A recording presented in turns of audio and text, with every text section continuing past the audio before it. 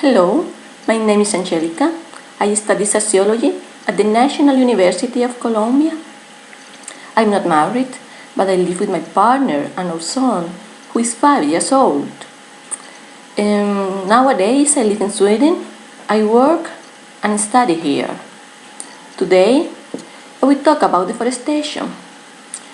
It's clear that forests provide us wood, and this is an irreplaceable resource to our society. But we must bear in mind that our forests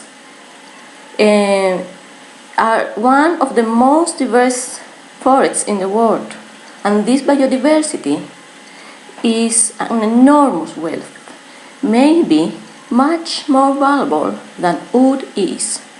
For example, we tend to think biodiversity as an amount of exotic plants and animals which we will never see.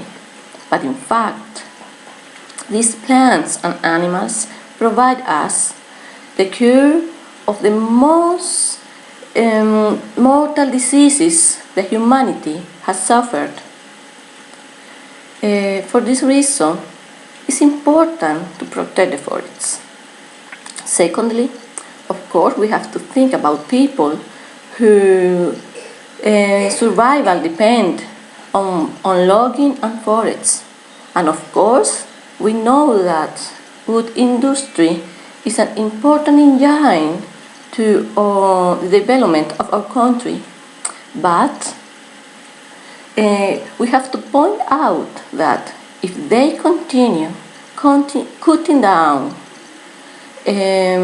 trees so disproportionately, soon they will not have no resources at all.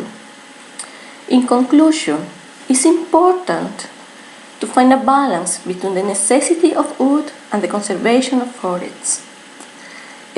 Logging must impact as much as possible the biodiversity in the forests in order to protect the precious resources the forests offer us.